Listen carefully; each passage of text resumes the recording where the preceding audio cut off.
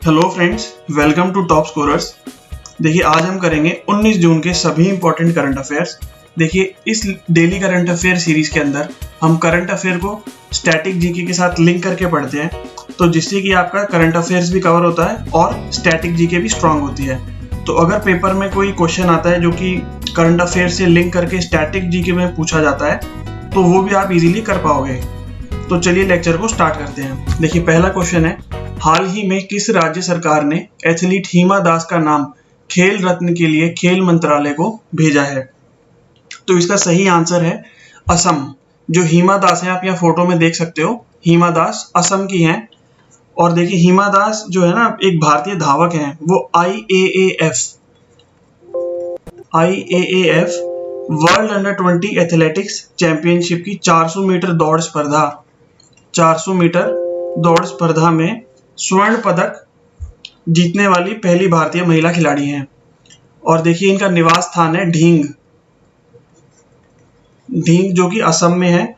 और इनको एक और नाम से जाना जाता है, क्योंकि ये ढींग की है, इन्हें ढींग एक्सप्रेस भी कहा जाता है, ढींग एक्सप्रेस। तो ये आपको याद रखना है, ये इंपॉर्टेंट है, पूछा जा सकता है ढींग एक्सप्रेस किसे कहा जाता है। तो ढींग एक्सप्रेस कहते हैं हिमा दास को, जो कि एक भारतीय धावक है। क्वेश्चन नंबर 2 पे चलते हैं। हाल ही में केंद्र सरकार ने किस नाम से health care supply chain portal launch किया है? तो इसका नाम है आरोग्य पथ। सीएसआईआर ने national health care supply chain portal launch किया है, जिसे आरोग्य पथ नाम दिया गया है। आरोग्य पथ क्या है? आरोग्य पथ एक सूचना मंच है और इसका मेन काम क्या है? देखिए आरोग्य पथ पोर्टल प्रमुख स्वास्थ्य संबंधी सामानों की एकल बिंदु उपलब्धता यानी सिंगल पॉइंट अवेलेबिलिटी सुनिश्चित करेगा। और जानते हैं इसकी कुछ लाभों के बारे में। देखिए इसका फायदा क्या होने वाला है। ग्राहकों को अच्छी गुणवत्ता वाले उत्पादों की पहचान करने में मदद मिलेगी, नवीनतम उत्पाद लॉन्चों के बारे में जागरूकता मिलेगी और सीमित आपूर्तिकर्ताओं पर निर्भरता आदि जैसी विभिन्न मुद्दों के समाधान में ग्राहकों के लिए सहायक होगा। तो क्वेश्चन 3 है, फिलीपींस में भारत के अगले राजदूत निम्न में से किसे नियुक्त किया गया? तो फिलीपींस का राजदूत श्री शंभू एस कुमारन को नियुक्त किया गया है। देखिए शंभू एस कुमारन को फिलीपींस गणराज्य में भारत के अगले राजदूत के रूप में नियुक्त किया गया है और वे वर्तमान में किंगडम ऑफ मोरक्को में भारत के राजदूत के रूप में सेवारत है। जानते हैं फिलीपींस के बारे में। देखिए यहाँ पर आप देख सकते हो, ये पूरा फिलीपींस है। इधर ये आप देख सकते हो, ये फिलीपींस है। तो फिलीपींस दक्षिण पूर्व एशिया में स्थित एक देश है। इसका आधिकारिक नाम फिलीपींस गणतंत्र है और इसकी राजधानी क्या है? मनीला। फिलीपींस की राजधानी है मनीला और पश्चिम प्रशांत महासागर में स्थित ये 7,641 द्वीपों से मिलकर देश बना हुआ है। और बात करते हैं आगे, फिलीपीन द्वीप समूह पूर्व में फिलीपींस महासागर यानी फिलीपींस सी, पश्चिम में साउथ चाइना सी और दक्षिण में सेलेबस सी से घिरा हुआ है। पूर्व में फिलीपींस सी से, पश्चिम में साउथ चाइना सी और दक्षिण में सेलेबस सी से घिरा हुआ है। और इसकी मुद्रा क्या है? मुद्रा है पेसो, फिलीपींस की मुद्रा। क्वेश्चन नंबर 4, निम्न में से किस शहर के रेलवे स्टेशन ने रोबोट कैप्टन अर्जुन लॉन्च किया है? तो ये लॉन्च किया है पुणे रेलवे स्टेशन ने, ऑप्शन नंबर बी। हाल ही में रेलवे सुरक्षा बल ने कैप्टन अर्जुन नामक एक रोबोट लॉन्च किया है। अर्जुन का पूर्ण स्वरूप है ऑलवेज बी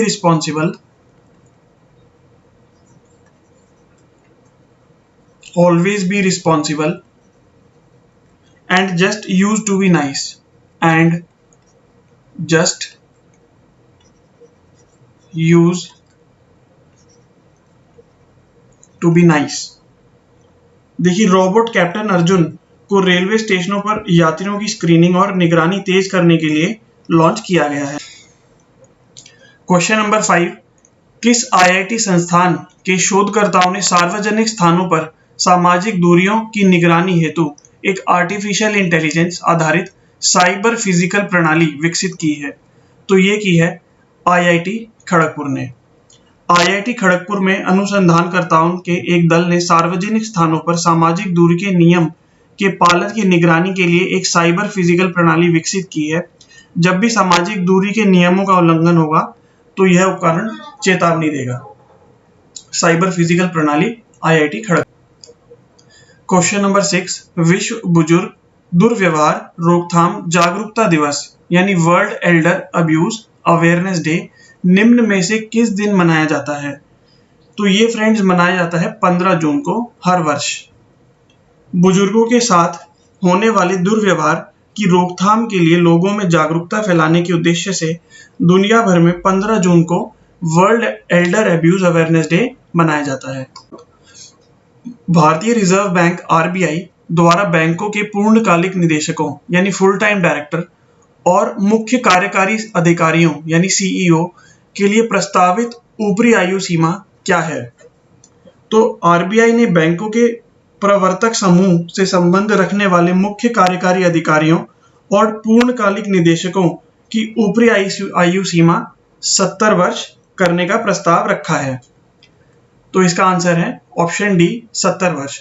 अब जान लेते हैं RBI के बारे में। देखिए RBI क्या है? RBI एक केंद्रीय बैंक है। यह भारत के सभी बैंकों का संचालक है।